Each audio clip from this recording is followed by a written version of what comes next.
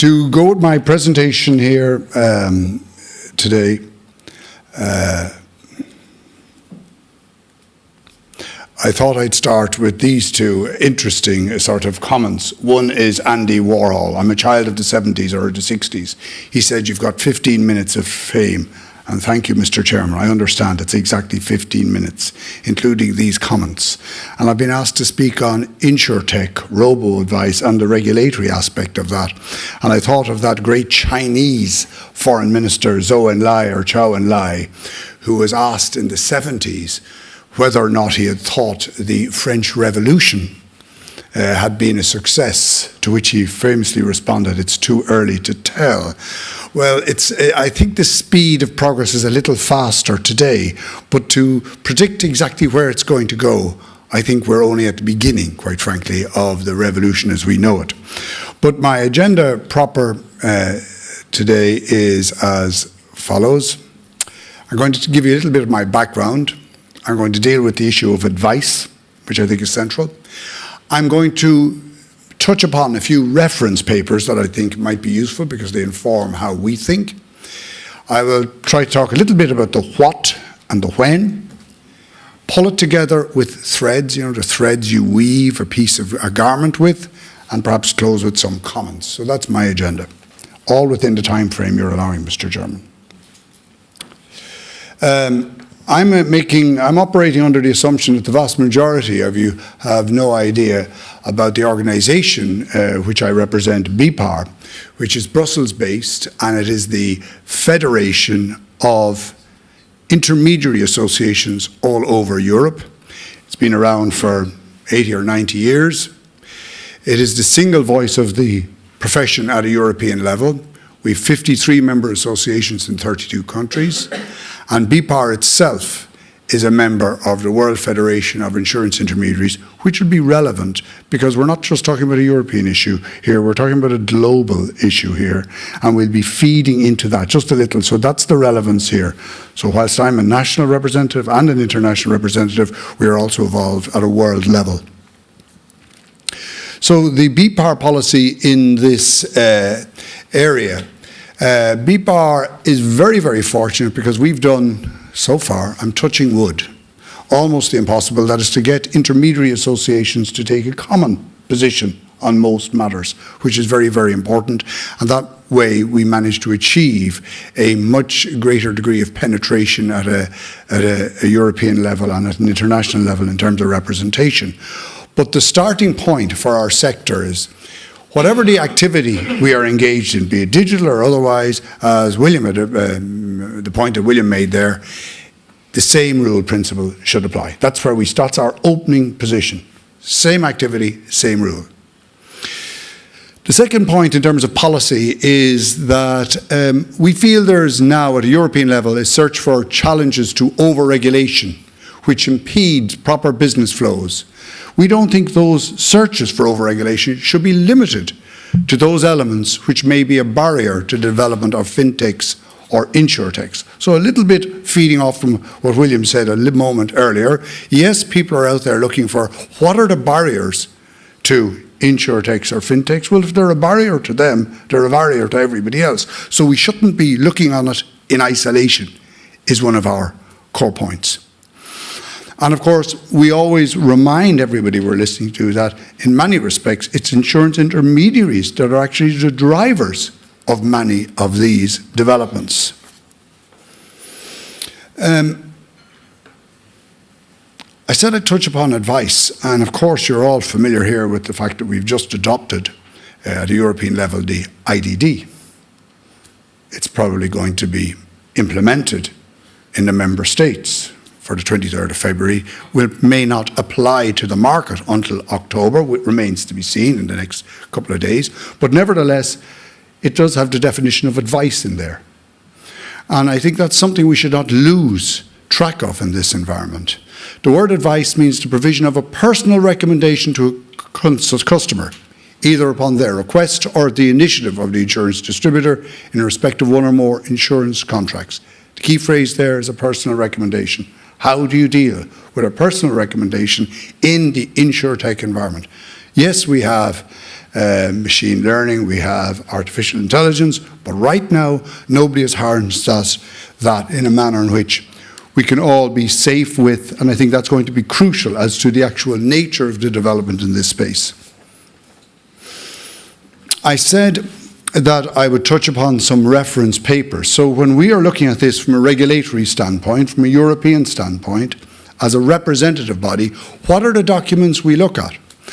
We look at the EU Parliament Green Paper on Retail Financial Services in 2016, already, in fact, you could argue a little dated. Then we have the Econ Committee report on FinTech in May 2017. We have the joint committees of the ESAs, the authorities, the European authorities, on automation in financial services, December 2016. But ironically, the document that's of greatest interest to us is the last one there, the IAIS paper on FinTech developments in the insurance industry from February 2017. And that's the one I tend to recommend that everybody read, because from my point of view, it is the most comprehensive approach to exactly what is happening in this space. And it is very constructive, it identifies all the key players, whether they're Lemonade, or you're looking at it in the US, or you're looking at Knip in Germany. You know, it is a very, very useful document, and it's one that I'm going to refer to perhaps again.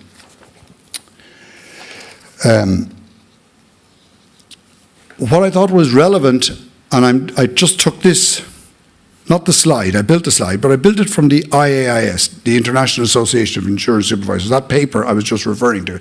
You know, when we talk about InsurTech, what are we talking about? The what?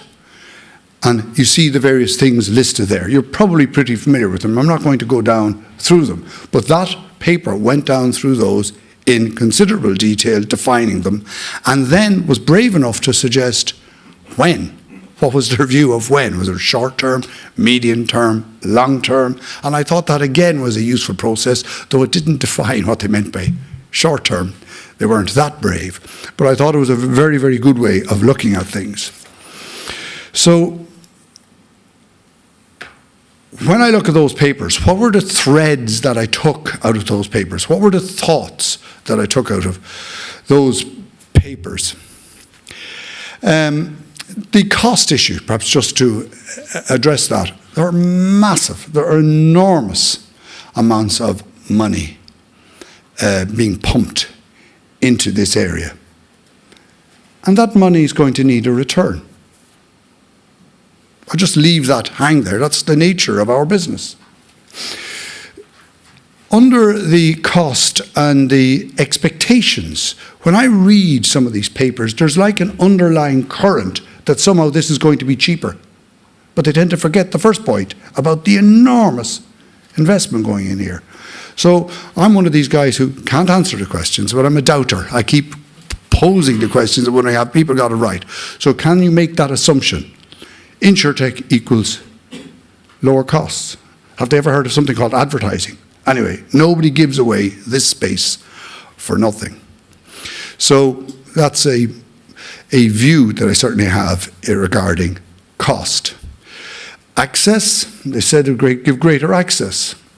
Again, I think the internet is pretty well all penetrating. I don't think InsurTech is going to just automatically create huge extra access. We're building up this expectation that I'm not sure is actually going to be developed. Innovation, sandboxes perhaps are useful, but do you really need sandboxes? If it's allowed at law, it's allowed at law. I'm not sure that you actually need sandboxes in this area.